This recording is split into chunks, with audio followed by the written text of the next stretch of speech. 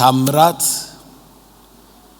ከተፈጥሮ በላይ የሆነ ክስተት ነውና ታምር የምታምኑ ከሆነ አይቻልም የሚባል ነገር የለም።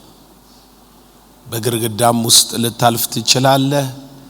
ባህር ሊከፈል ይችላል። ብረት ሊንሳፈፍ ይችላል። ታምር የሚባለው ራሱ በተፈጥሮ አይሆንም የሚባለው ነገር አልፎ የሚደረግ ነገር ነው ታምር ተብሎ የሚጠራው። ስለዚህ ሰው ታምራት ከተቀበለ ወይንም ታምራት ካመነ ታምራትን የሚያምን ሰው አይቻልም የሆነ ነገር ሊሆን አይችልም የሚለው ነገር ሊኖረው አይችልም ማለት ነው። ስለዚህ በቀጥታ ታምራትን የምንቀበል ከሆነ ሁሉን ወደ መቻል አምላካዊ ስርዓት እየመጣን ነው ማለት ነው። ስለዚህ ሁሉን የሚችል አምላክን አምኖ ሰው ምንም ነገር ይሄን ነገር አልችለውም ወይንም አይሆንም ብሎ ሊያቆመው ወይ ሊከለክል አይችልም ማለት ነው። ከዛ ቀጥሎ ታምራት የሚሰራው በቃሉ ነው የሚለውን ሐሳብ እያየን ነበር። እግዚአብሔር ቃሉን ይልካል። በቃሉ ውስጥና በቃሉ ነው ታምራት የሚሆነው። ከቃሉ ውጪ ታምራት አይሆንም። ታምራት እንዲሆን ከተፈለገ ቃሉን መከተል ግዴታ ነው። የእግዚአብሔር ቃል ነው የታምራታችን ምንጭ። ለምን?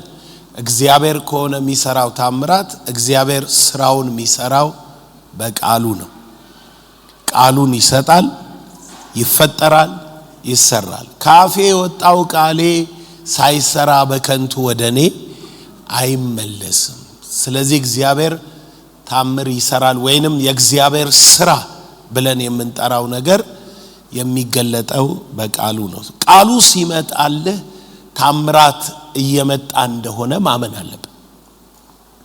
ከቃሉ ነው መጀመር ያለብህ። ልክ የእግዚአብሔር ቃል ወደ መገለጥ የእግዚአብሔር ቃል ላንተ ሲመጣ ኢሚዲየትሊ መቀበል ያለብህ ይሄ የእግዚአብሔር አሰራር ነው፣ የእግዚአብሔር ድርጊትና ስራ ነው ብለህ ነው መቀበል ያለብህ። እግዚአብሔር ስራውን የሚሰራው በቃሉ ስለሆነ ማለት ነው።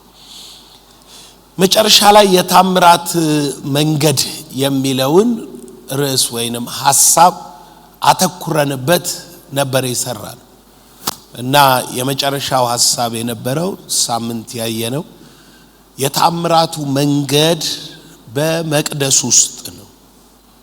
እግዚአብሔር ታምራት ሊሰራ ሲፈልግ በመቅደሱ ነው የሚመጣው። መንገዱ ታምር በድል የሚሆን ነገር አይደለም፣ ስራ ነው።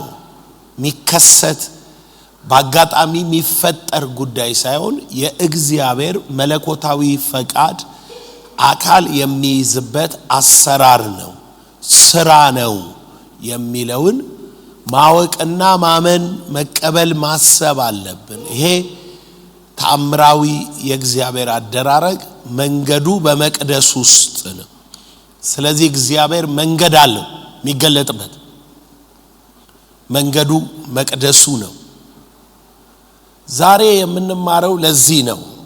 በሚቀጥለው አንድ ወር ውስጥ ትምህርታችን የሚያተኩረው መንገዱ መቅደሱ ከሆነ መቅደሱ ብለን የምንጠራው መልእክተኞቹን እግዚአብሔር የሚገለጥበትን ስርዓት ላይ አተኩረን፣ ስለዚህ የእግዚአብሔር መንገድ መገለጫውን በነቢያቱ እመኑ የሚለውን ሐሳብ እናያለን ማለት ነው። ለአንድ ወር ከዚህ በኋላ እሁድ በመጀመሪያው ሴሽን የሚኖረን የትምህርት ጊዜ ላይ አተኩረን የምናየው ሰዎች ታምራት ይፈልጋሉ፣ ታምራት ያምናሉ። ነገር ግን ታምራቱን እንዳይቀበሉ የሚከለክላቸው መንገዱን ካላገኙ ወይንም እግዚአብሔር የታምራት መንገዴ ብሎ የላካቸውን መልእክተኞች ካልተቀበሉ እግዚአብሔር ያስነሳቸውን በእነርሱ ያስቀመጠውን ጸጋ ካልተቀበሉ ታምራታቸውን መገናኘት አይችሉም። በጥልቀት ነው የምናየው። በተለይ ይሄ እንደምታውቁት አሁን ሶሻል ሚዲያ ከመጣ በኋላ ነገሮች ሐሳቦች በአደባባይ ላይ ይነገራሉ እና አንዳንድ ሰዎች ሰው የተቃወሙ መስሏቸው የሆነ ጥፋት ያዩበትን ሰው ወይንም ደግሞ የተሳሳተ መረዳት ኖሯቸው በአደባባይ ላይ የእግዚአብሔርን አሰራር ይቃወማሉ። የሚቃወሙት የእግዚአብሔርን አሰራር ነው። ያ ደግሞ መለኮታዊ ስርዓት ስለሆነ ላንተ ህይወት አይሰራልህም ማለት ነው። ሰዎች ከሌላ እግዚአብሔር ከላከው ሰው ጋር ሊጣሉ ይችላሉ፣ ላይግባቡ ይችላሉ፣ ወይንም ደግሞ ምቀኛ ሊሆኑ ይችላሉ። እግዚአብሔር የላከውን ሰው ላለመቀበል ወይም እግዚአብሔር ሳይልካቸው ሰዎች ወደነሱ መጥተው ሊበድሏቸው ሊጎዷቸው ይችላሉ።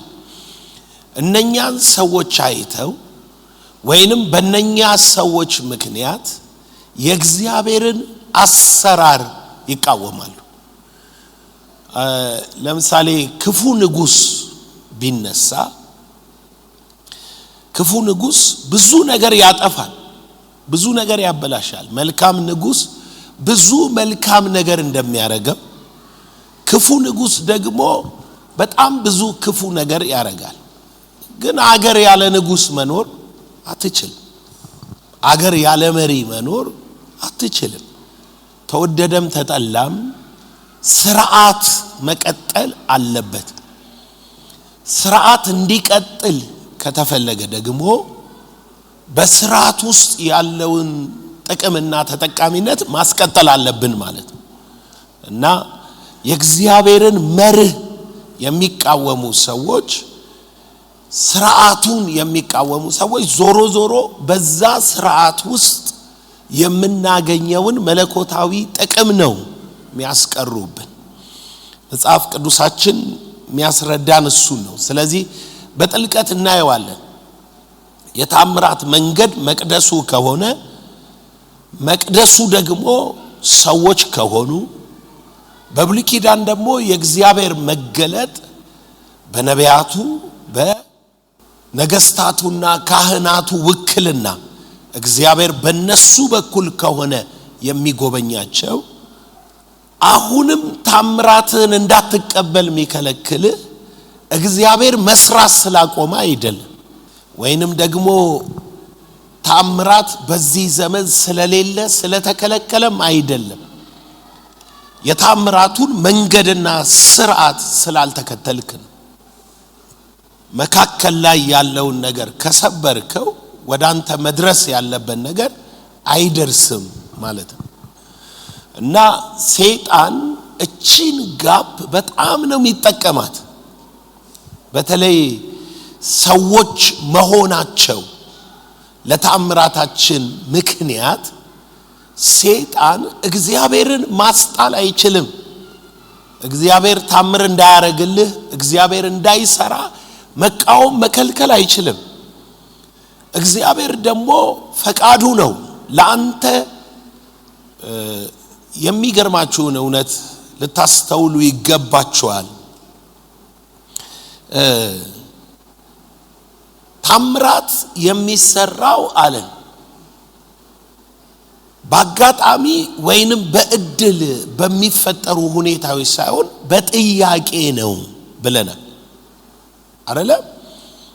ባለፈው ሳምንት ሳስተምር ታምራት አጋጣሚያዊ ክስተት አይደለም። እዚህ ጉባኤ ውስጥ ቁጭ ብላችሁ ከዛ ድንገት በሻሞ ከሰማይ የሆነ ነገር መጥቶላችሁ አይደለም። እዚህ መጽሐፍ ውስጥ ያለ ታምራት በሙሉ በጥያቄ መጣ ነው።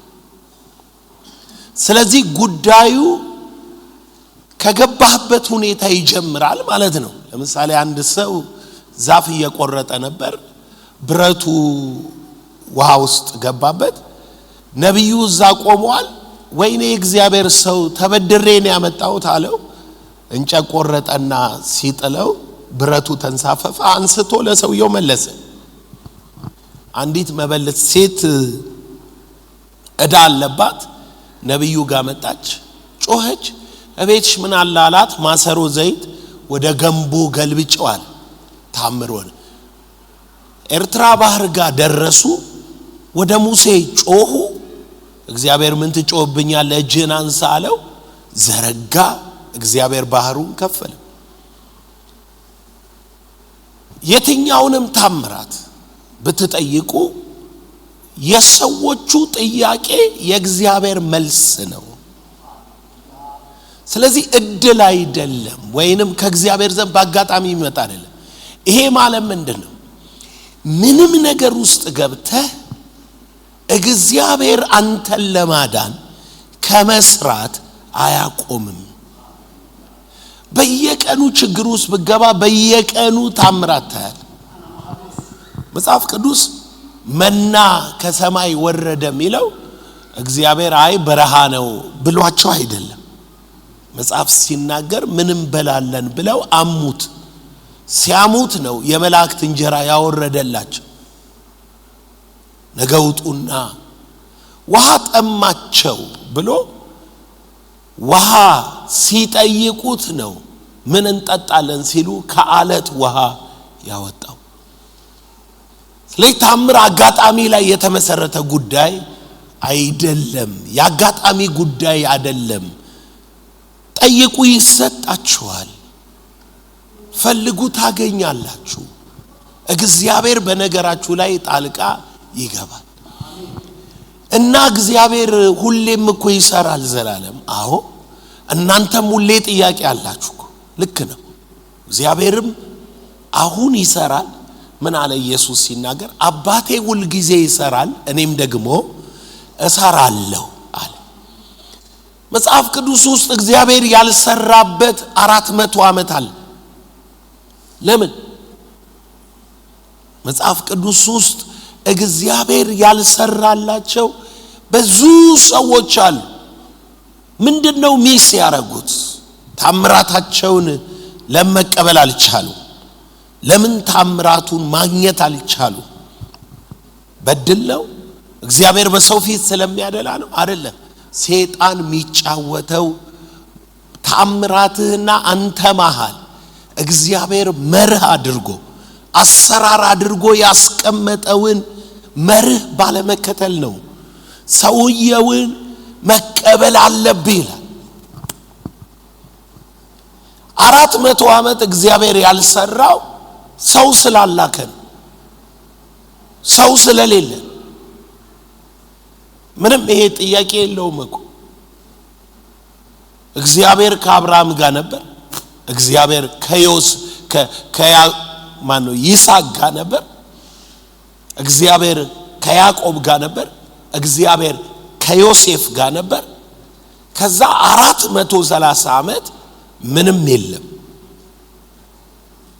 እግዚአብሔር ነበር የተባለበት ጊዜ የነበሩ ሰዎች ናቸው መካከለኞች ከዛ በኋላ እግዚአብሔር ሙሴን አስነስቶ ላከው ሙሴ ሲመጣ ታምራት ቀጠለ በሌላ አማርኛ እግዚአብሔር እንደገና በሕዝቡ መሃል መስራት ጀመረ መስራት ከዛ በኋላ ሙሴ ሲሞት እግዚአብሔር ኢያሱ ይቀጥላል አለ አይ እኔ ያለው ተቀጥላላችሁ አይደለም ያለው እሱማ አልፋና ኦሜጋ ነው እሱ ሁሌም አለ ትናንትናም ዛሬም ለዘላለም ያው ነው አይለወጥም አይቀየርም ለምንድነው እግዚአብሔር ጌዲዮንን አስነሳላቸው ይላል ትንሽ ቆይቶ ደግሞ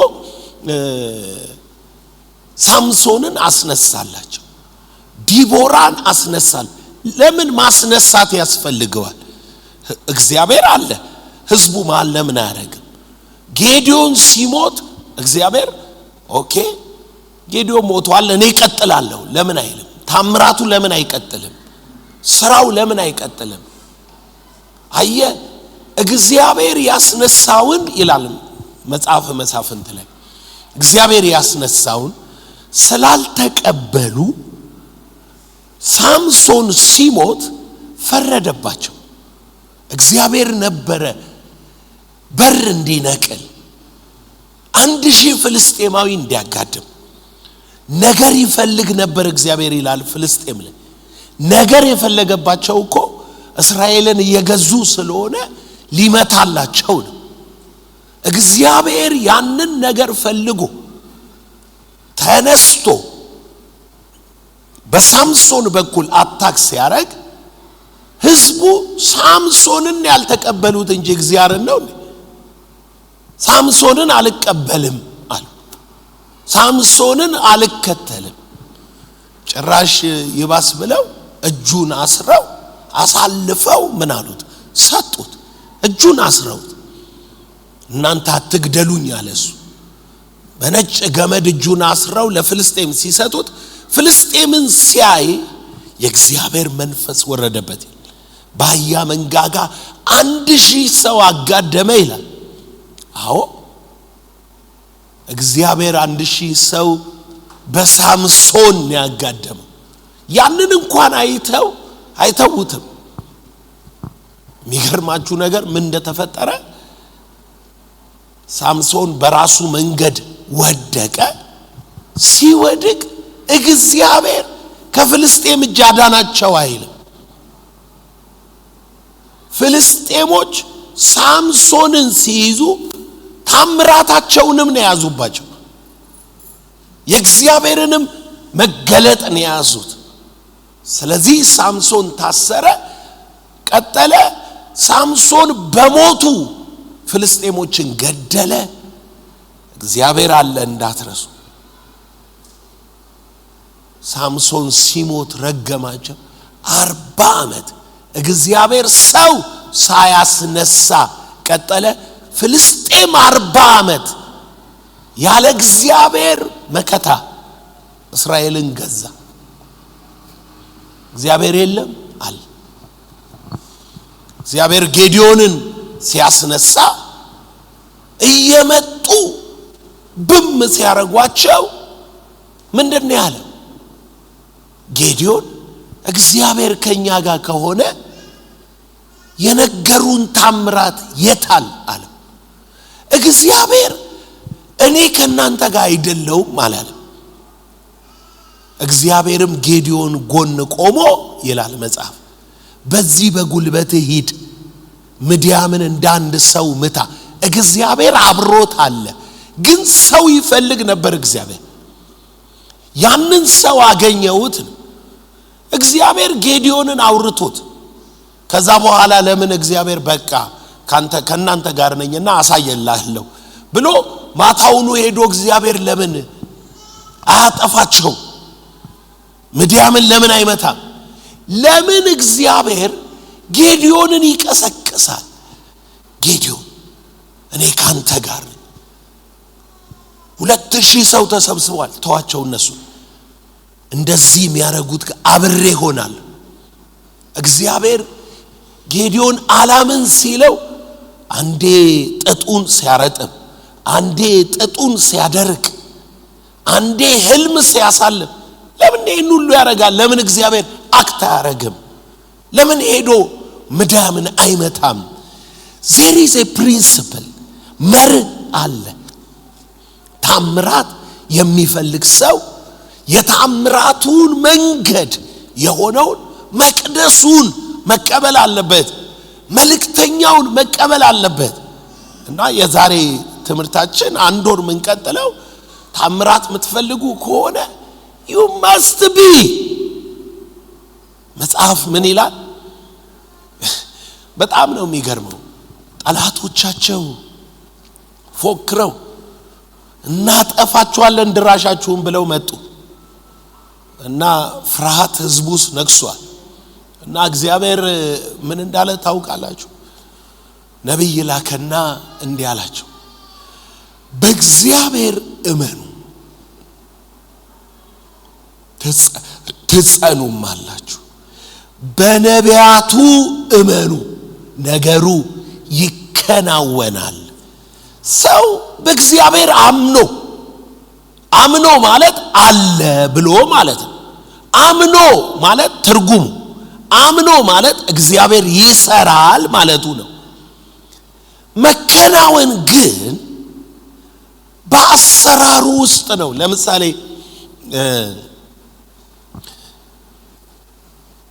እንደዚህ ውሰዱት እስኪ።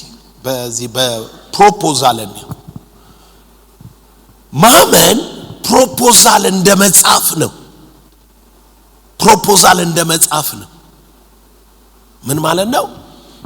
ፕሮፖዛል ስትጽፍ ሙሉ ፕሮጀክቱ ከነ ፋይናንስ ኮስቱ ከጉልበቱ ማቴሪያሉ ሁሉ ነገር ወረቀት ላይ ያርፋል። ምን ላይ? ወረቀት ላይ ያርፋል። ከዛ በኋላስ መከናወን የሚባለው ያንን እያነበበ ወረቀቱ ላይ ያለውን ምን የሚል የሚተገብርና አካል ሲያስይዘው ተከናወነለት እንላለን። ፕሮፖዛል ይዞ የሚጨፍር ሰው ተከናውኖለታል አንልም። ግን ምን እንደሚያስፈልገው ምን እንደሆነ አውቋል። ሰዎች በእግዚአብሔር አምነዋል ስንል ፕሮፖዛል ይዘዋል። ምን እንደሚሆን ምን እንደሚደረግ እግዚአብሔር ምን ማድረግ እንደሚችል አውቀዋል ማለት ነው። ፕሮፖዛል ይዘዋል። ነገሩ ይከናወንላችኋል ሲል ግን ወደ መተግበር ያው የተባለው ወደ መሆን የሚመጣው በነብዩ ምን ስትሉ ነው? ስታምኑ ነው። መርሁን ስትከተሉ። ስለዚህ መጽሐፍ ቅዱሳችን ታምራት የምትፈልጉ ከሆነ እንድትከተሉ የሚፈልገው መርህ አለ። ለሰውየው ብለህ አይደለም የምትከተለው። እግዚአብሔር ያስቀመጠው መለኮታዊ መንገድና ስርዓት እሱ ነው። እሱን ነው የምትከተለው። ሰዎች ደስተኛ ላይሆኑ ይችላሉ። ሰዎች በሰው ወይንም እግዚአብሔር መንገድ አድርጎ ያስቀመጠው ይሄንን ስርዓት በሌላ ሰው እንደነሱ ያለ ሰው መስሏቸው ምን ብለው ኮሚኒስት ሊሆኑ ይችላሉ። ኮሚኒስት ምንድነው? ዘላለም ኮሚኒስት ሁላችን እኩል ነን የሚል ጴንጤ በጣም ችግር ያለበት ለዚህ ነው። ኮሚኒስት መንፈስ አለበት። የምነግራችሁ ከራሴ አይደል። ናዝሬት ላይ ረጅም ጊዜ አገልግያለሁና አንድ ጊዜ ቤተክርስቲያናችን ሽፍት አርጋ ኃይለኛ የመንፈስ መነቃቃት መጣ። በዛ የመንፈስ መነቃቃት ውስጥ ብዙ ሰዎች ወደ ቸርች መጡ። በጣም ብዙ ሰዎች። ከተማው ላይ ሼኪንግ ፈጠረ ማለት ነው። ሼኪንግ ፈጠረ ከተማው ላይ እና ብዙ አይነት ሰው ስለመጣ እኛ አዳር በየቀኑ እንጸልይ ነበር። ጌታ ምንድነው ቀጥሎ የሚሆነው እያልኩ እጸልያለሁ። እየጸለይኩኝ ምን አለኝ? ስንፍናና ኮሚኒስት መንፈስ ይመጣል አለኝ። ምንድነው ጌታ ወይ ኮሚኒስት መንፈስ ስለው እኩል ነን። ለምንድነው አፖስቶል ብቻ የሚሰብከው? ለምንድነው እሱ እጁን ሲጭንብን ነው የሚባል? እኛም እግዚአብሔር አካል አድርጎናል። እግዚአብሔር እንዲህ ነው በእኛም ይሰራል። እንትና ማለት ናቸው። ማናቸው? ያስቄዋ ልጆች እነኚህ አዲስ ኪዳን ነው የቆሬ ልጆች። እግዚአብሔር በሙሴና በአሮን ብቻ ነው እንዴ ይሰራው? ለምንድነው ህዝቡን የምታሰቃዩት? ኮሚኒስቶች በህዝብ ስም እንደሚመጡ ታውቃላችሁ። ጥያቄያቸው የራሳቸው ስልጣን ነው፣ ግን የሚመጡት በህዝቡ ስም ነው። ጉባኤውን በደላችሁታል፣ ሙሴና አሮን እናንተ ብቻ ናችሁ እንዴ የእግዚአብሔርን ሥራ መሰሩት? ህዝቡም ይችላል ምናምን አለ። እግዚአብሔር ምን አለ? እሺ አለ። ሙሴ እንዲህ አለ፣ ይኸው ሰው በሚሞትበት ከሞታችሁ ችግር የለውም አለ። ያው እንደምትሞቱ እርግጠኛ ነኝ፣ ግን ሰው በሚሞትበት ከሞታችሁ ችግር የለውም። መጠያቂያችሁ ልክ ነው፣ ግን ሰው በሚሞትበት አይደለም። መጽሐፍ ሲናገር ምድር ተከፍታ ከነ ልጆቻቸው ከነ ስጋቸው በስጋ ወደ ምድር እሳት ወደ ሲኦል ወረዱ ይላል። ምድር ተከፍታ ዋጠቻቸው።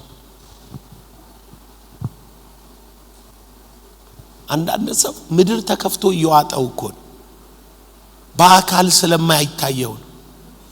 የምሬን ነው የምላችሁ።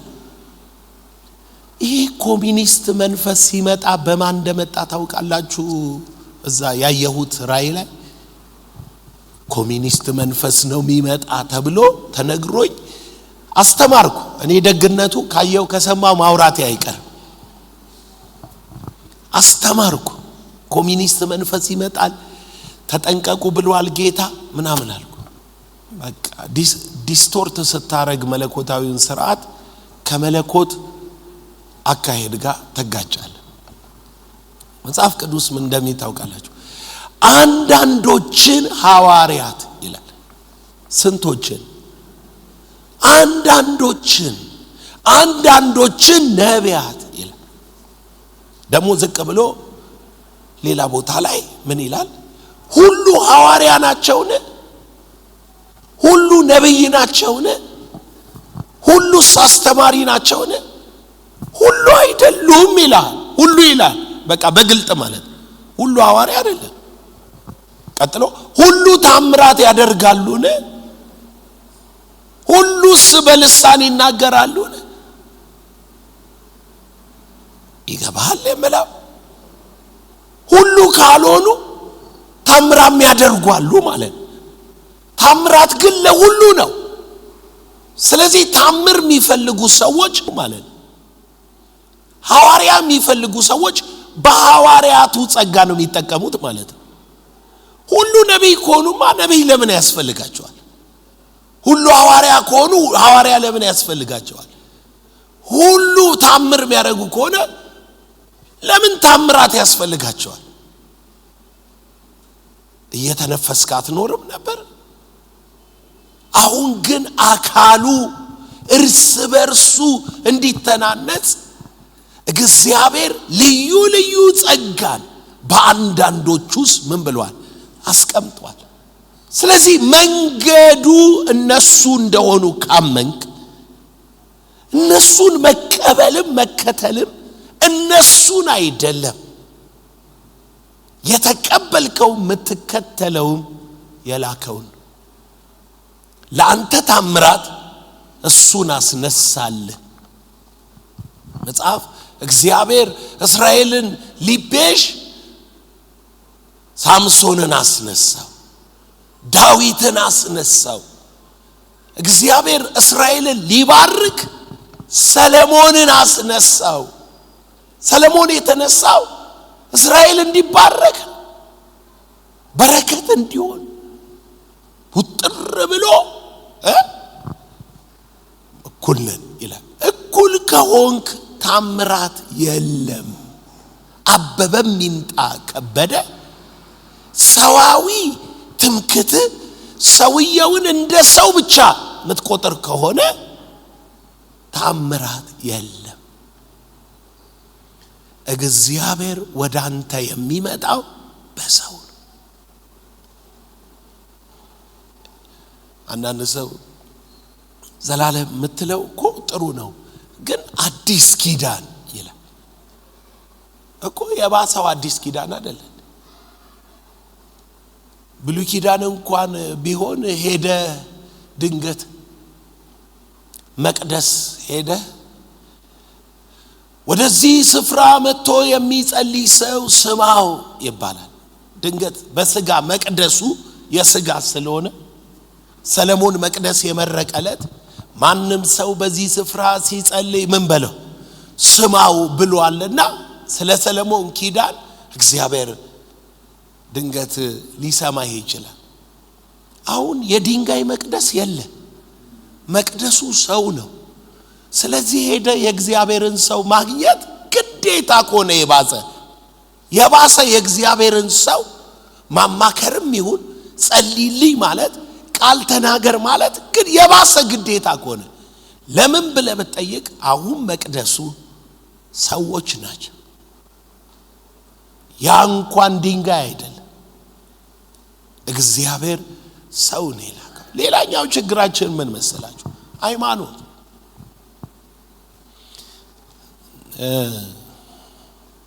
ሰዋዊ አስተሳሰብ። እኔ አሁን ይሄ አስተሳሰብ የለኝም፣ የእውነቴን ነው የምነግራችሁ።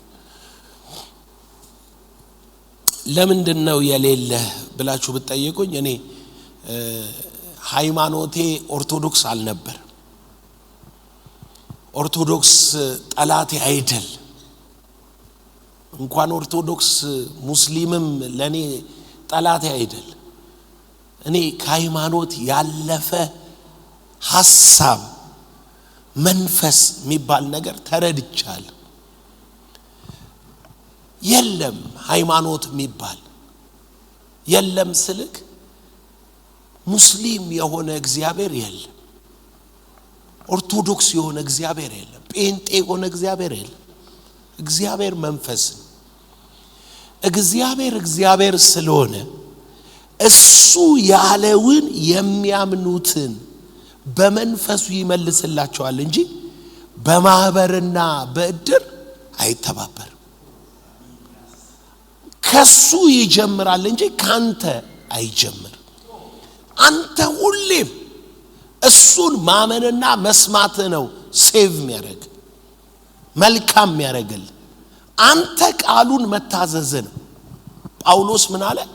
አይሁዳዊ ብትሆን አለ ቃሉን ሰምተህ ማታረግ ከሆነ ሕግ ስላለ ሕግ ከሌለው የበለጠ ያኛው አለ ሕግ ባይኖረውም አይደለም ቃሉን በህሊናው ሕግ ታዞ የሚያረግ ከሆነ አንተ አይሁዳዊ ሳለ ያላረከውን አርጓልና እሱ ምን ይልሃል አለ ይበልጣል አለ። በማህበር እኮ አይሁዳዊ አይደለም በማህበር ግን በህሊና ሕግ ቃሉን እያደረገ አንተ ሕጉ ያለ ማታረገው ብሎ ሕጉ ስላለክ ምን መባል አትችልም ማለት ጻድቅ መባል አትችልም። ሕግ ሳይኖረው በህሊናው ሕግ የሚመራው እሱ ጸድቋል። ኢየሱስ ጌታ ነው። አይምሯችሁ መከፈት አለበት። ከሃይማኖት ያለፈ ነገር ማየትና ማሰብ አለባችሁ። እና ሃይማኖት ተቃራኒ ኃይል ነው። ሃይማኖት ተቃራኒ ኃይል ነው። በማስተምረው ጉዳይ የኢትዮጵያ ኦርቶዶክስ ተዋሕዶ ቤተክርስቲያን ያላት አመለካከት ልክ ነው ማለት አይደለም፣ ግን የሱን ተቃራኒ ለማሰብ ብዙ ርቀት እንሄዳለን። ለምሳሌ የመላእክት ምልጃ፣ የመላእክ አማላጅነት ያምናሉ። የመላእክ አማላጅነት ሲያምኑ እነሱ፣ እኛ ደግሞ የመላእክት አማላጅነት ለደህንነት አናምንም። መዳን በማ ብቻ ነው? በኢየሱስ ክርስቶስ ብቻ ለደህንነት ነው ማናምን። ነገር ግን ጽንፍ የወጣ ሰው ይመጣና መላእክት ምንም እንደማይሰሩ እነሱ ስለ መላእክት ስለሚያወሩ ማለት መላእክት ጥቅም እንደሌላቸው፣ መላእክት እንደማይዋጉልህ፣ መልእክት ይዘውልህ እንደማይመጡ፣ መላእክት እንደማያገለግሉ፣ መላእክት እኔ ክርስቶስ አለኝ መልአክ ምን ይሰራልኛል ይላል። እንዴ ራሱ ክርስቶስ ሁሉን ቻይ መልአክ ሰራዊት ፈጥሯል። ሰራዊት መልአክ ሚዋጉለት መልአክ ጦርነቱን ሚዋጉለት መልአክ የሱን መልአኮች እኮ ነው ላንተ መልአክ ይሁኑ ያለ። ምን ይሰራልኛል ምትለው አይደለም። እሱን እንደምን ቆጥረው ነው ምን ይሰራልኛል መልአክ ምትለው? እሱ ራሱ መልአክ ያዛል። መላእክት ቃሉን ያደርጋሉ። መልአኩን ይልካል፣ ነገሩ ይፈጸማል። አሰራሩን ማታውቅ ከሆነ የነገር ኦፖዚት ለመሆን ብለ የመላእክትን ለመዳን አሁን አንድ ሰው ብድግ ብሎ ሚካኤል ነው የሚያድነኝ ቤዛዬ ቢለኝ ልሰማው አልችልም። ቤዛነት የራሱ ኪዳን አለ። አንድ ሰው ግን ብድግ ብሎ ሚካኤል ይዋጋልኛል እግዚአብሔር ከኔ ጋር ስላለ የእግዚአብሔር ሰራዊት ስለኔ በድንኳኔ ዙሪያ ይሰፍራሉ ቢል እውነት ነው። እግዚአብሔር አብሮ ስለሌለ አይደለም። መጽሐፍ ግን ይዋጉ ዘንድ መልአኩን ስላንተ ያዛቸዋል ተብሎ ተጽፏል። ይሄንን አሰራር ሳትቀበል ትቀራለህ። በእግር በድንጋይ የተደናቀፈ 10 ባፍንጫ ከምትደፋ እምነትህን መልአክ ይረዱኛል ብታረግን ሙሉ መጽሐፍ ታምናል። ለነሱ ብለ መለኮታዊውን ሥርዓት አትጥለው። ጻድቃን ቅዱሳን ይጸልዩልናል። የሞተ ሰው አይጸልይልኝ። መጽሐፍ ቅዱስ ግን በህይወት ያለውን እግዚአብሔር የላከውን ካልተቀበልክ እኔን አልተቀበልክም ይላል። ነገሩ ጌታ ኢየሱስ በምድር እያለ እንዲህ አላቸው። ማቴዎስ 10 ጻድቅን በጻድቅ ስም የሚቀበል የጻድቁን ዋጋ ያገኛል። ይህ ምን ያህል ፓወርፉል። ቀጥሎ ኢየሱስ እናንተን የጣለ እኔን ይጥላል፣ እኔን የጣለ የላከኝን ይጥላል። አይታችሁኝ አላመናችሁምና ፍርዱ ይሄ ነው፣ እግዚአብሔር የላከውን ስላልተቀበላችሁ ይላል። የእግዚአብሔር ፍርድ እግዚአብሔር የላከውን ምን አለ ማለት አለመቀበል ነው ይላል። አሁን በሁለት አቅጣጫ ነው። ድንገት እነሱ ሲያስተምሩ የሞተ ጻድቅ መጨረሻ ለክርስቶስ ብሎ ወንጌል አገልግሎ ያለፈን የእግዚአብሔር ሰው ቅዱስ ጳውሎስ ብለን እንውሰድ። ጳውሎስን ተቀብለህ በስሙ አትድን የለም እንደሱ የሚባል ነገር። ግን ከጳውሎስ ይልቅ አሁን እግዚአብሔር ወንጌልን አስይዞ የላከውን ገብረ መድኅንን ተቀብለህ ትድናል። እውነቱ ይሄን በህይወት ያለን ቅዱስ መልእክተኛን የወንጌል ኪዳን ያለውን ሰው ተቀብለህ ትድናለህ። መርሁ እንደሱ ነው የሚለው። መርሁ ገብረ መድኅንን ካልተቀበልከው በጳውሎስ ስምም መቀበል አትችልም። ሲጀመር ጳውሎስ ጌታ አይደለም። ጳውሎስም ኢየሱስን ነው የሰጠ።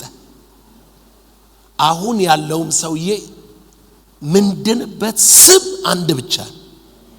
በገብረ መድኅን ስምም አይጸልይልህም። ጳውሎስም በጳውሎስ ስም ምን አላለም አልጸለየም፣ አይጸልይም። ነገር ግን በአካል ያለ ሰው ነው። በአካል ላለኸው ላንተ የእግዚአብሔርን መልእክት ይዞልህ የሚመጣ አንተ የሞተ ታመሰግናለህ፣ ያለ ትቃወማለህ፣ ያለ ትገፋለህ። ታምራት እንዴት ይሆንልሃል?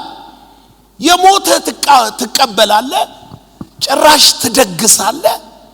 ያለውን ግን ከመቀበል ይልቅ የራስህን ጳጳስ ቢሆን የራስህን አስተማሪ ቢሆን እግዚአብሔር የላካቸውን ሐዋርያት ነቢያት ቢሆን ያለውን ካልተቀበልክ ክርስቶስን በምንም ልታገኘው አትችልም። ልታገኘው አትችልም። ስለዚህ በነቢያቱ እመኑ። ይህ ስርዓት ነው እና ጠልቀን ገብተን ከዘፍጥረት እስከ ራእይ እናያለን።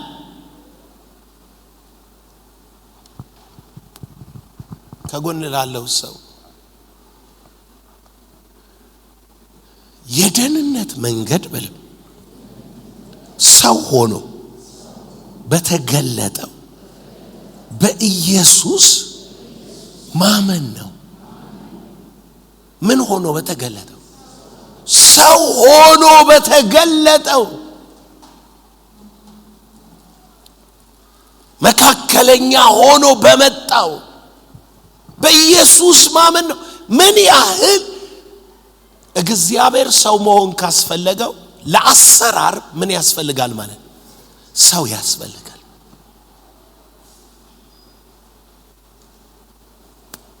ሌሎች ሃይማኖቶች እኮ እግዚአብሔር አልመጣም ብለው ያምናል። የአሰራሩን ጥልቀት እንድታዩ ነው እኔ የምፈልገው። የአሰራሩ ጥልቀት ሰውን በሰውነቱ አይደለም የሚጠራው። ሰው ለእግዚአብሔር መገለጥ በር እንደሆነ ነው የሚነግርህ። ሰው የእግዚአብሔር በምድር ለሚሰራው ስራ ማለፊያ እንደሆነ ነው መጽሐፍ የሚነግርህ። ሰውን መቀበል ካልቻልክ ክርስቶስ እንዴት ተቀበለዋለህ? እንዴትስ ተቀበልከው? ክርስቶስ እኮ እግዚአብሔር እያለ አላዳነህም። እግዚአብሔር በነቢያት በኩል ሲናገር ቆየና ሰው ሆኖ በመጣው እንዴ እስራኤል ለምንድን ነው ማይድነው? ነቢያት ሲሰማ አይደል የኖረው? ሰው ሆኖ የመጣውን መቀበል ምን አላቸው? ከበዳቸው፣ አቃታቸው። ያቃታቸው ምንድነው? እንዴት ሰው ሆነ? እግዚአብሔር በመሃላችን እንዴት ተባለ? እግዚአብሔር በእኔ እንዳለ ስለ ስራው፣ ስለ ስሙ፣ ስለ ቃሉ እመኑ አለ። በእኔ እንዳለ አብን አሳየን ሲሉት ምንድነው አብ አሳየን የምትሉት? እኔን ያየ በእኔ እንዳለ አታውቁም ወይ? ከጎን ላለው ሰው እግዚአብሔር ሁሌም በመልእክተኛው አለ በል፣ በባሪያዎች ውስጥ አለ በል፣ በልጆች ውስጥ አለ በል። እግዚአብሔር በል ለመገለጥ ሰው ይጠቀማል፣ ሰው ይፈልጋል። ያለ ሰው አይሆንም። እንቅጩን ንገረው። ያለ ሰው አይሆንም። ምንም እንኳን በለ ምትናደድበት ጎረቤት ቢኖር በል፣ ደስ ማይል ሰውዬ ቢኖር በል፣ ብዙ ውሸት የሰማህበት በል፣ ወይንም እንደው ጥፋት ሲያጠፋ ያየኸው ሰው ቢሆንም በለ፣ እግዚአብሔር ግን ከላከው ካልተቀበልከው እግዚአብሔርን ነው ማትቀበለው በል። ሰዎች ታምራታቸው በምን ውስጥ እንዳለ ነው ማያውቁት። እግዚአብሔር ሁሌም ሬዲ ነው፣ ሁሌም ይሰራል፣ ሁሌም ሊያደርግ ዝግጁ ነው። እግዚአብሔር ችግር የለበትም። የማድረግ የመፈጸም ችግር የለበትም። እግዚአብሔር ታምር በየቀኑ ያሳያቸዋል ብለናል። አሰላስሉ ታምራቱን ብለናል። መንገዱ ግን በመቅደስ ውስጥ የታምራትን መንገድ የሚፈልግ ሰው ካለ እግዚአብሔር የላከውን ተቀበል የሚለው መስማት አለበት። ሙሉ መጽሐፍ ቅዱሱ ነው መንገዱ እሱ እንደሆነ የሚነግረን። ግን እንደው አንድ ቃል ላሳያችሁ። በኤልሳ ዘመን የሆነ ታምራት ባይዘዌ ኤልሳ ያደረጋቸው ታምራቶች በሙሉ ተጠይቆ እግዚአብሔር ከሱ ጋር እንደሆነ ስለሚያውቁ ፍለጋ መተው ለምሳሌ ንዕማንን ውሰዱ ሩቅ አገር ሆኖ አይሁዳዊ ሁሉ የሚያውቀው ነው እኮ እኛ ክርስቲያኖች ማናውቅ ያቺ ትንሽ ልጅ ሰው ቤት ሰራተኝነት የገባች ልጅ ታፍና ካገሯ በስደት የሄደች ልጅ ያቺ ትንሽ ልጅ ማለት ነው ጌታዋ ሰራተኛ የሆነችበት ቤት ውስጥ እንዲህ ማለት ነው እኮ አሁን አረብ ሀገር ይሄዳሉ የኛ ልጆች አረብ ሀገር ሄደው ሰራተኛ ይሆናሉ ሰው ቤት እና አንድ ንጉስ ቤት ወይንም ባለስልጣን ቤት ነው ሰራተኛ የሆነችው አበሻዋ ማለት ነው ከዛ አንድ ነገር ለእመቤቷ ትላለች ጌታዬ እኮ ኢትዮጵያ ሄዶ የእግዚአብሔር ሰው ከሌን ቢያገኘው በእርግጥ ይፈወሳል ምንም እኮ ይሄ ነው በቃ ታሪኩ ምን ልምድ አላት እቺ ልጅ እግዚአብሔር በሰውየው በኩል ምን ይላል የዚህን ሰውዬ ጥያቄ መልሱ ዛኛው ሰውዬ እጃል እግዚአብሔር እዛ ሀገር የለም እግዚአብሔር ሰማይና ምድርን የሞላ አይደለም ነው ግን አይሁድ ያውቃሉ እግዚአብሔር ሚመጣው እግዚአብሔር ሚሰራው እግዚአብሔር ታምር መፍትሄ የሚያረጋው በባሪያዎቹ እንደሆነ በመልእክተኞቹ እንደሆነ እና ሰውየው መጣ ንጉሱ እኔ እግዚአብሔር ነኝ አለ ኤልሳ ግን ምን አለ ወደኔ ላከዋል ለምን እኔ ጋር መፍትሄ አለ ለምን ንጉሱ አልፈወሰው አየ ንጉሱ ያ ኦቶሪቲና ፓወር የለውም ወደው ስንገባ እናየዋል እግዚአብሔር የቀባው ማለት ምን ማለት ነው ሚለውን እናያለን እግዚአብሔር የሾመው ማለት ምን ማለት ነው ምን ይላል መዝሙረ ዳዊት ላይ እግዚአብሔር በቀባው እንደተገለጠ እወቁ ይላል እወቁ እኮ ነው የሚለው እግዚአብሔር በምንድነው የሚሰራው በቀባው እግዚአብሔር በባሪያው እንደተገለጠ እወቁ ይላል በእድል አይገለጥም ማለት ነው ባንተም ይሰራው ነገር አለ እኮ አዎ ነገር ግን በቀባው ሲባል በዛ ጉዳይ ላይ ምን ባለው በሾመው ማለት ነው በዛ ጉዳይ ላይ እግዚአብሔር በሾመው ወይንም ቅባት በሰጠው ንዕማን ጋር መጣው ንዕማን መጥቶ ኤልሳ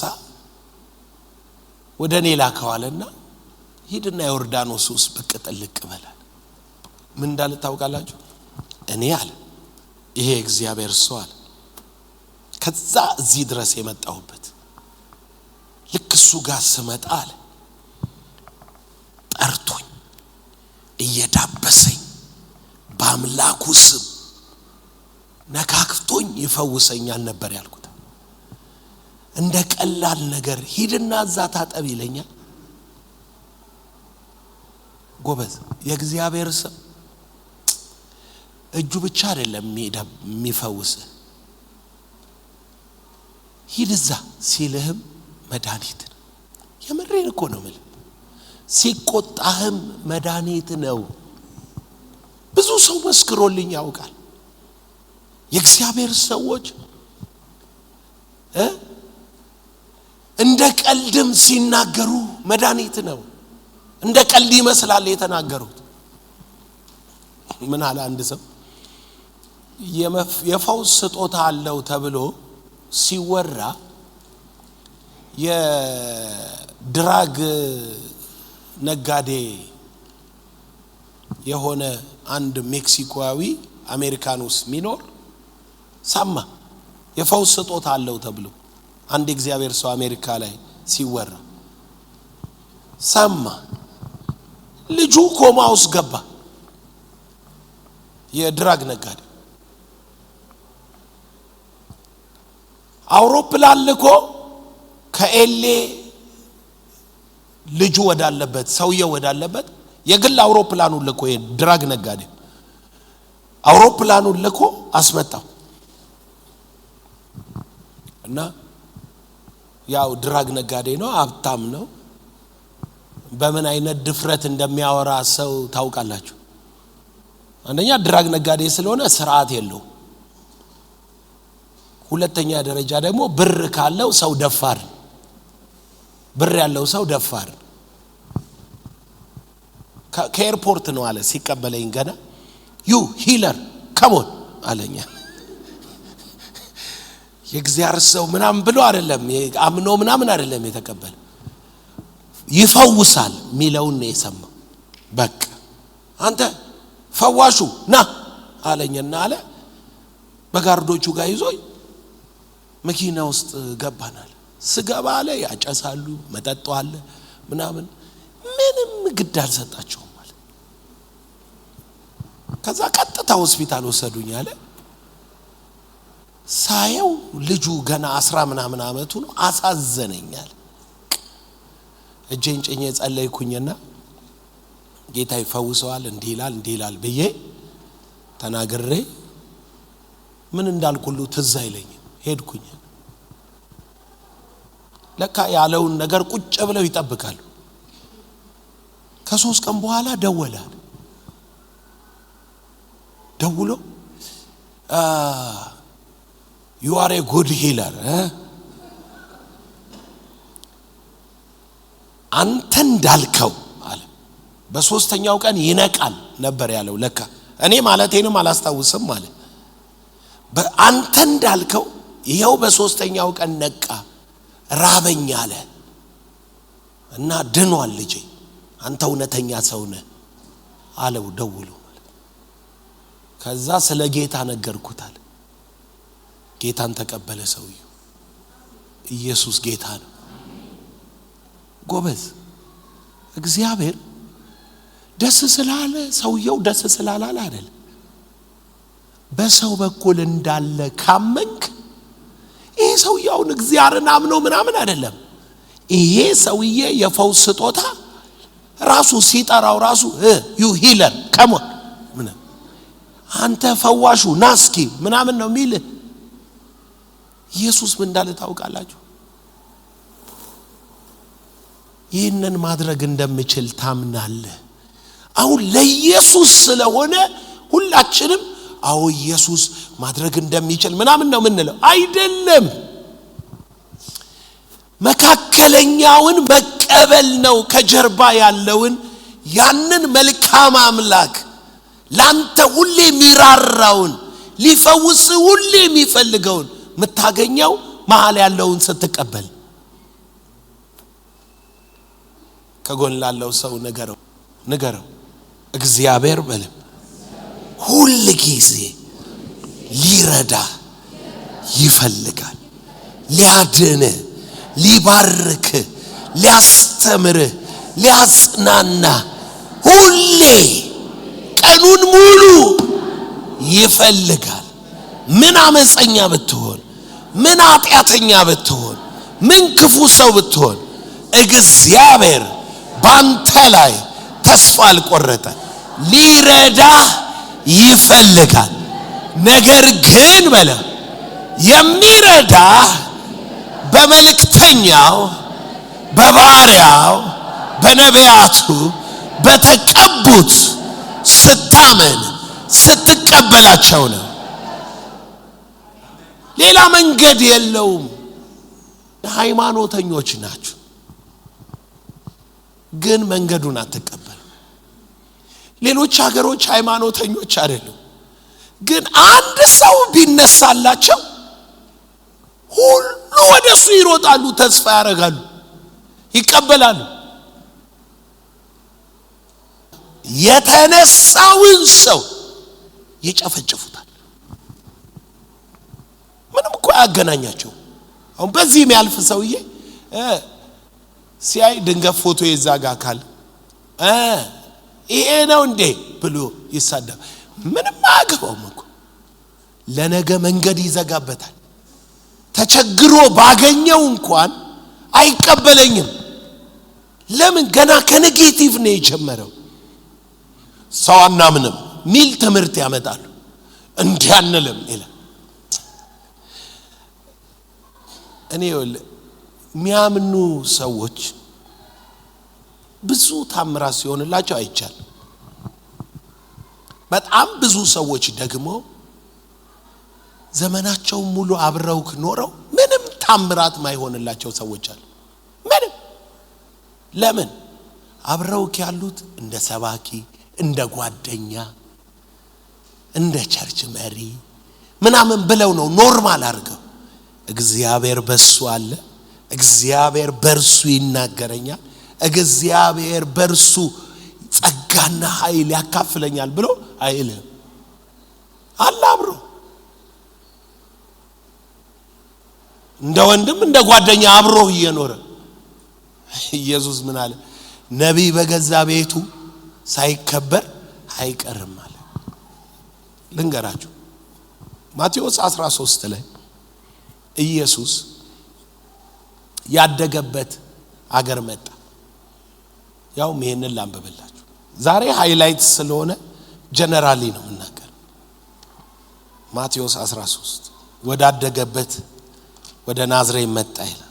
ቁጥር 33 ማቴዎስ 13:33 ኢየሱስም እነዚህን ምሳሌዎች ከጨረሰ በኋላ ከዚያ ሄደ። ወደ ገዛ አገሩ መጥቶ እስኪገረሙ ድረስ በምኩራብ ያስተምራቸው ነበር። እንዲህም አሉ።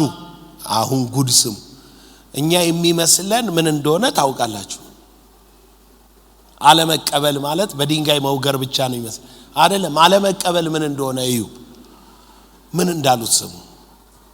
ሲሰሙት እንዲህ አሉ፣ ይህ ጥበብ ታምራት ይህ ከወዴት አገኘው? ለምን?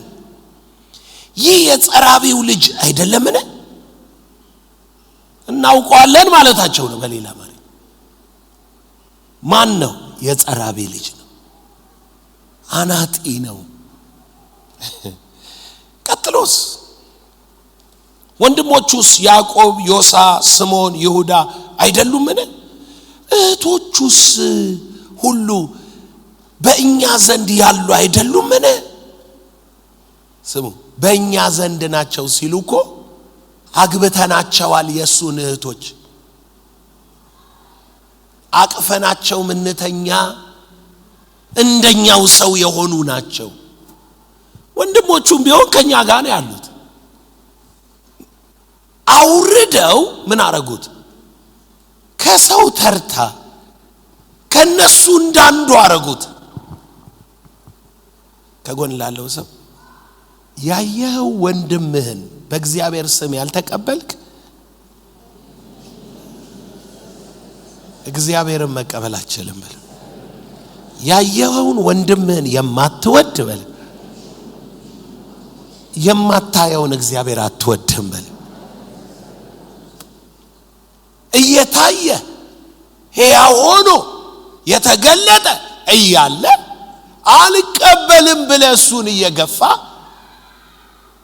እሱን እየተቃወምክ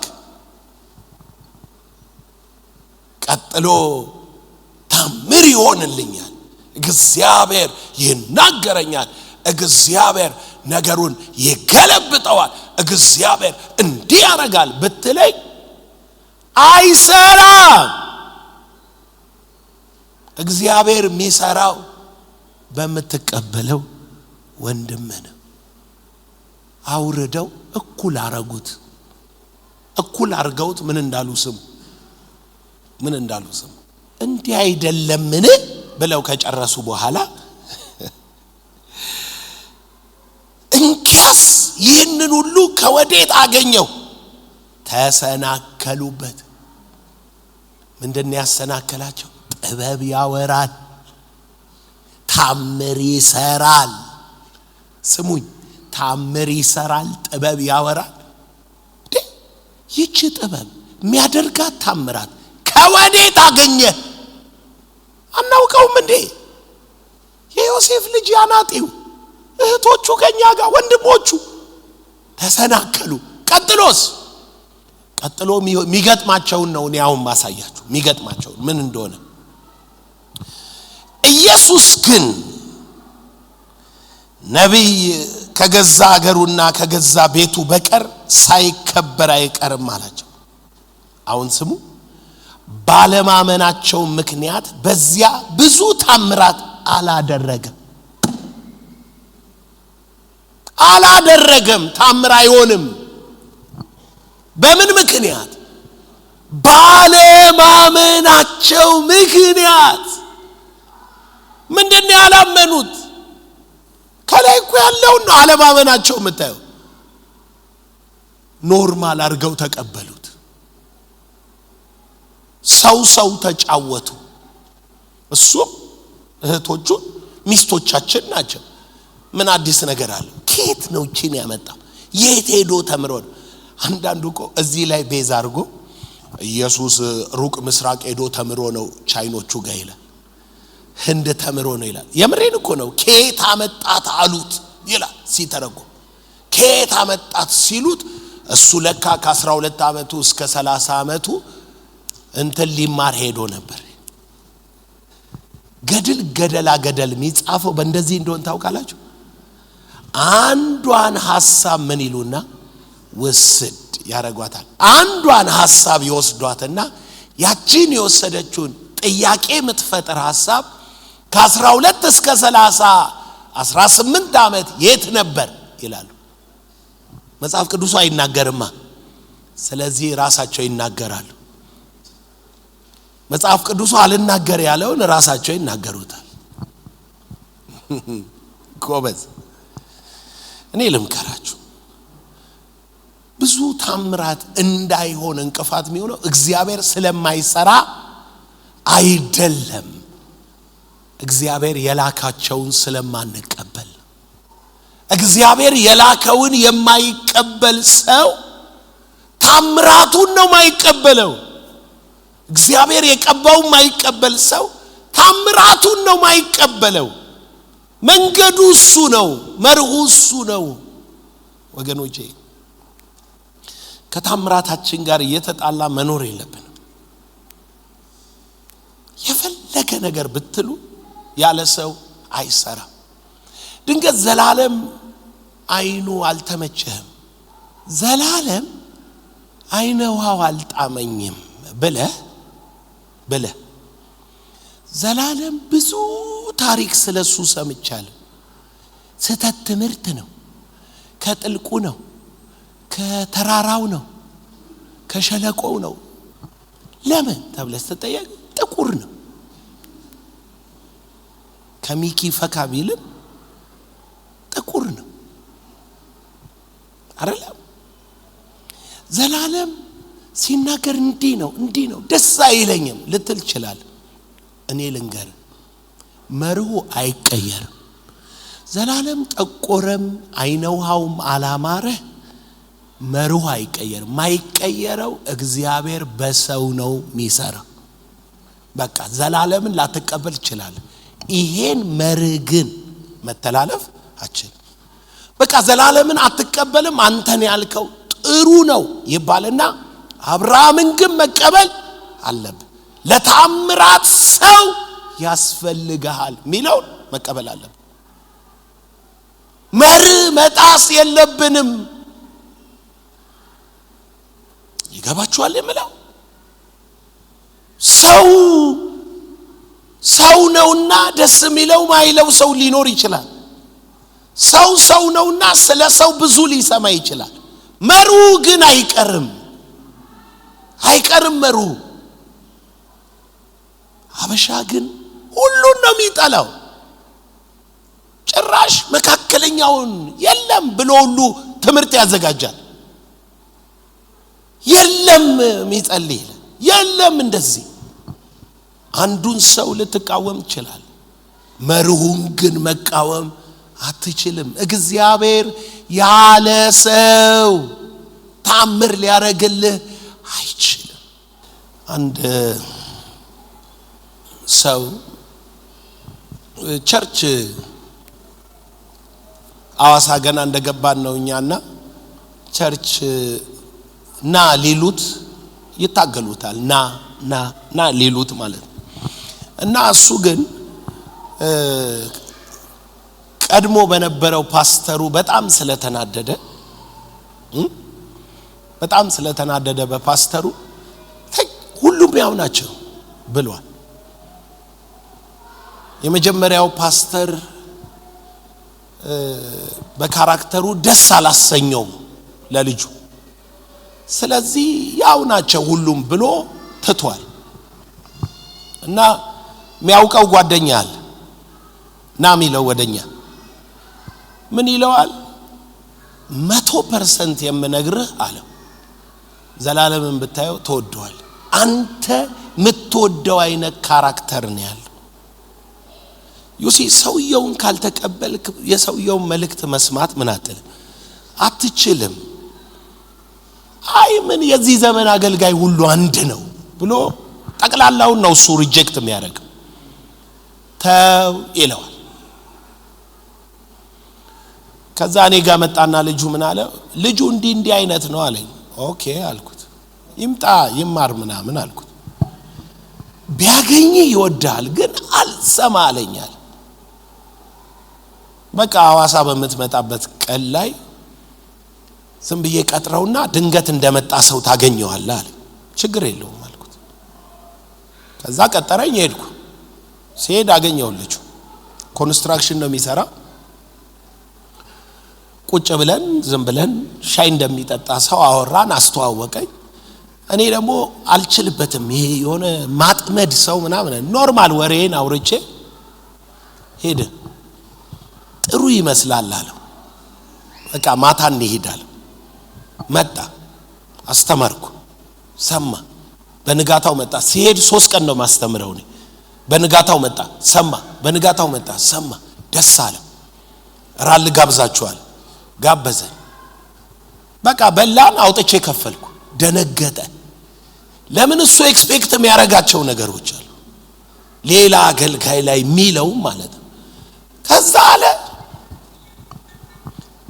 በጣም ቅርብ ሆነ።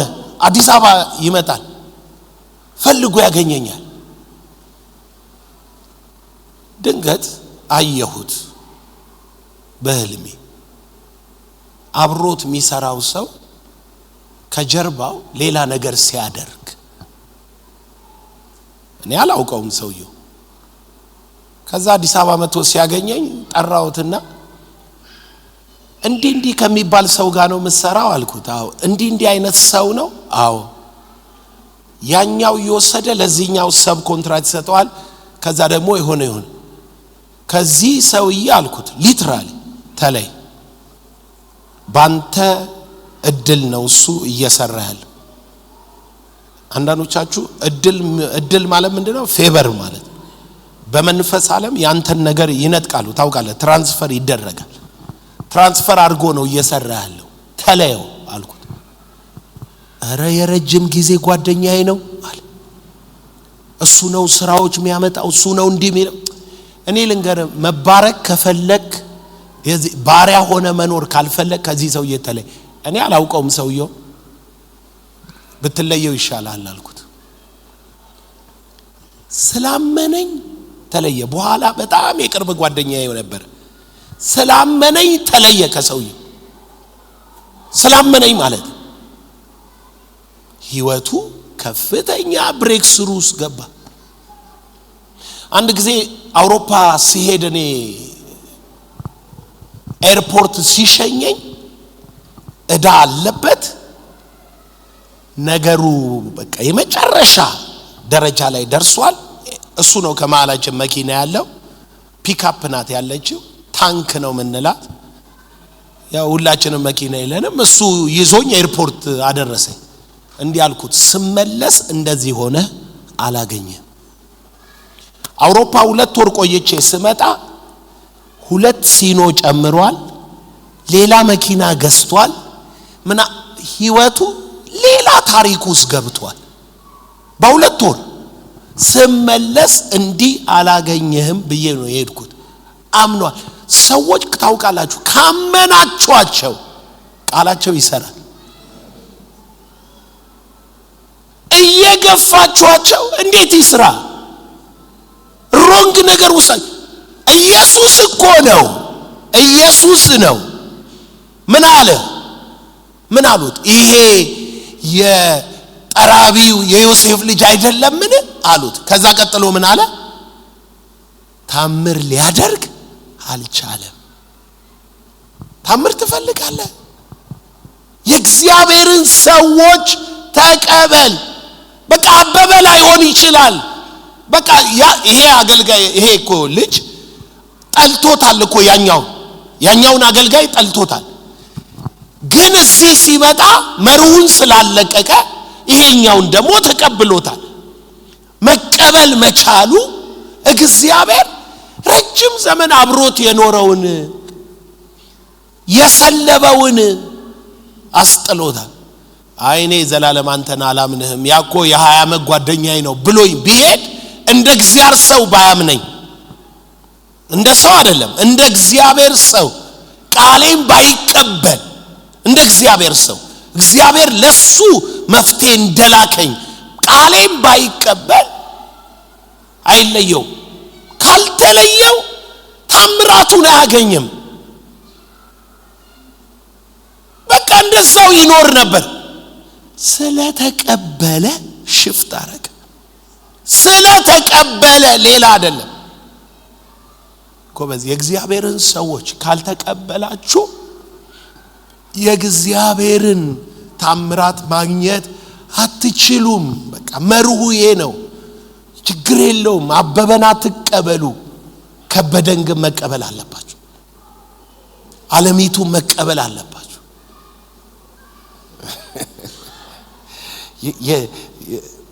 ስም እየመረጠ ዘላለም የተለመደውና አንዳንድ ሰው ዘመዶች ስላሉት የኛን ዘመድ ነው ይላል። አይ አይደለም። you know what መቀበል ግን አለባችሁ። ተቀበሉ። መንገዱ ይሄ ከጎን ላለው ሰው የታምራት መንገድ ከፈለክ በል በመቅደስ ውስጥ ነው። መቅደሱ በል እግዚአብሔር ያደረበት ማለት ነው። እግዚአብሔር ያለበት ማለት ነው። እግዚአብሔር በርሱ ያለ ማለት ነው። ለመጀመሪያ ጊዜ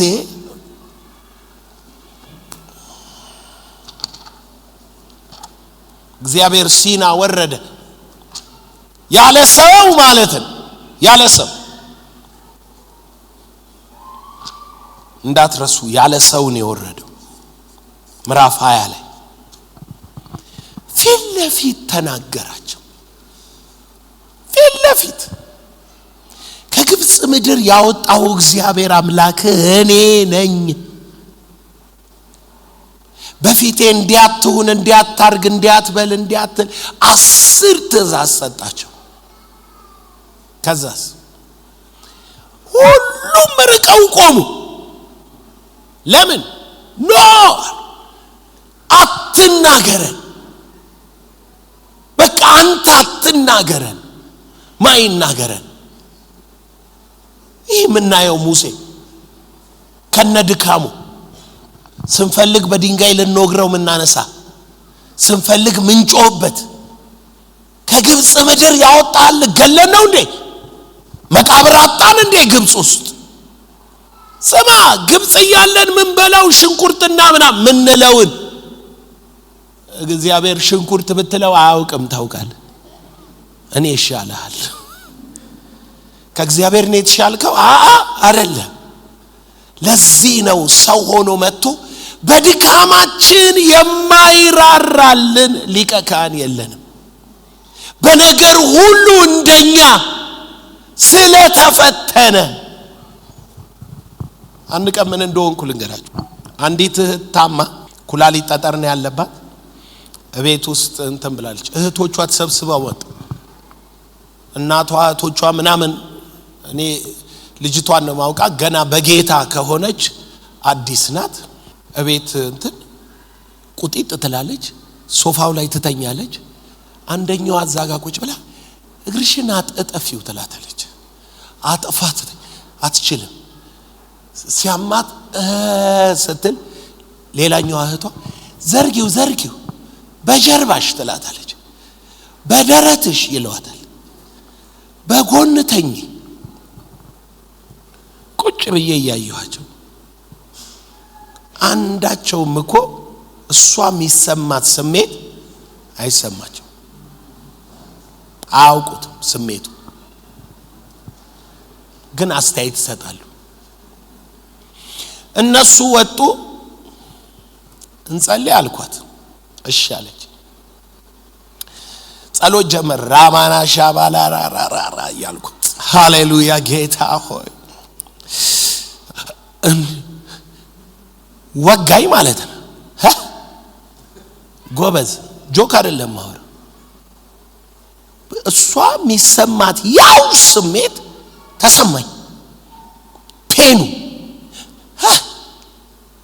ከዛ በኋላ ጌታ እንዲያለኝ እንዲህ ነው የሚያማት ቀደም እዛ እሷ የሚሰማት አይሰማቸውም አላልክም እንዲህ ነው የሚያማት ከዛስ ለሷ የጸለይኩ ይመስላል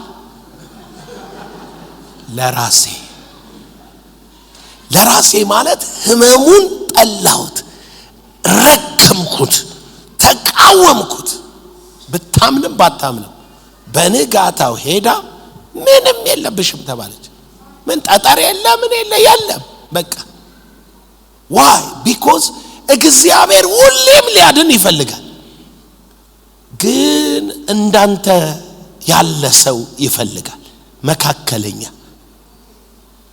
ህመሙ የሚያመው ቴሌስ ቦርን ታምራት እንዴት ነው በጣም ብዙ ታምር ይሆናል ጉባኤያቸው ላይ ኮምፓሽን ከሌለ ርህራሄ ከሌለ እግዚአብሔር ባንተ ሰዎችን አይደርስም ይላሉ ምን ማለታቸው ነው ስሜታቸው ማይሰማ ከሆነ አይደርስም እግዚአብሔር ጎበዝ የእዳን ጫና ማያውቅ ሰው መጥቶ እዳ አለብኝ ምናምን ሲል ብር የለመነው መስሎት እንትን ይላል የእዳን ጫና የሚያውቅ ግን እግዚአብሔር ሆይ በኢየሱስ ስም ሲል እየተዋጋለ ነው እግዚአብሔር ደግሞ ፕሮቫይድ ያደርጋል ኢየሱስ ጌታ ነው ስለዚህ ሰው ያስፈልጋል ሲና ወርዶ እግዚአብሔር ተናግሮ ነጎድጓድ ድምጽ የተባለው ሰው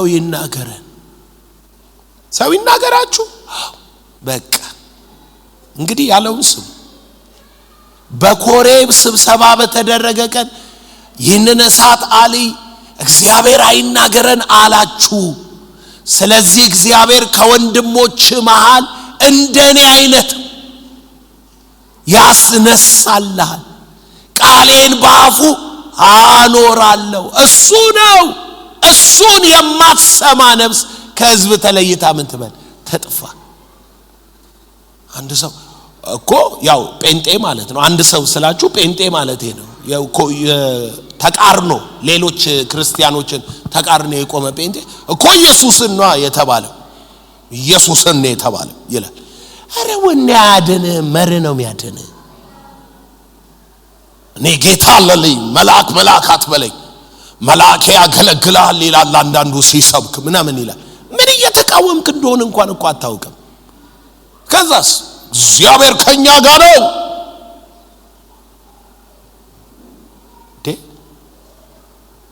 ከኛ ጋር ነው ያልከው እግዚአብሔር እልፍ አላፍ መልአክ ዙሪያው ላይ ያሉ መልአኩን ልኮ ያስደርጋል እንኳን አንተ ማለት አንተማ የእግዚአብሔር እርዳታ ያስፈልጋል መልአኩን ስላንተ ያዛቸዋል ኢየሱስን ነው ሲል መልስ ምንድነው ወንድሜ ኢየሱስ ደግሞ ምድር ላይ መጣ እናንተን የሚቀበል እኔን ይቀበላል እሺ ኢየሱስን እግዚአብሔር ተቀበሉት አለ ኢየሱስ ደግሞ እናንተን የሚቀበል እኔን ይቀበላል አለ እና ኢየሱስ በቃ እኔ ያለውላ አላለህም በላኳቸው ነው ያለው የላኳቸውን ተቀበሉ ነው ያለው አብ እንደላከኝ እኔ ደግሞ እልካችኋለሁ ስለዚህ የተላኩትን እመኑ ሰይጣን ኢትዮጵያውያንን ከሪቫይቫል ውጪ ያረገው ከታምራት ውጪ ያረጋው የእግዚአብሔር መልእክተኛን እንዲቀበሉ አይፈልግም። ሰው ሀገር ላይ አንድ የእግዚአብሔር ሰው ሲነሳ አገር ምድሩ ሁሉ ይቀበላል። ብዙ መጎብኘት ይሆናል። እዚህ ሀገር ላይ ገና አንድ ሰው ሲነሳ ጎኑ አብረውት ሲጸልዩ ሰው አስነሳልን ሲሉ የነበሩት ወዲያው ተቃውሞ ይጀምራሉ። ትምህርቱ ልክ አይደለም ይላል። እኔ ከጌታ ይመስለኛል ይላል። አይ ታምራቱ በዛ ይላል። አረ ታምራት ይብዛ፣ ለምን በጫማ ጥፍ ያረጋው ይላል። ለምን ትንቢቱን ተተተተ ብሎ ይናገራል ይላል። ኖ እግዚአብሔር በሰው ነው። ሲና ላይ የወረደው እግዚአብሔር ያለውን የመጨረሻ ቃል አንብቤ ልጨርስ። ዘጸአት 25 ሲና ላይ ከወረደ በኋላ መንገዱ በመቅደስ ውስጥ ነው አይደል? በነቢያቱ ምን አሁን እግዚአብሔር አለ። ስሙ ምን እንዳለ ዘጸአት 25 ቁጥር 8 የመቅደስን ዓላማ ልነግራችሁ። በመካከላቸው አድር ዘንድ መቅደስ ይስሩልኝ። ከጎን ላለው ሰው እግዚአብሔር በለው በመካከልህ ያድር ዘንድ መቅደስ ይፈልጋል። በል መቅደስ ስሩልኝ። እግዚአብሔር ያለ መቅደስ ስሩልኝ። በመካከላቸው እንድገኝ መቅደስ ስሩልኝ። መቅደስ ማደሪያ እንድገኝ በመካከላቸው አድር ዘንድ መቅደስ ስሩልኝ።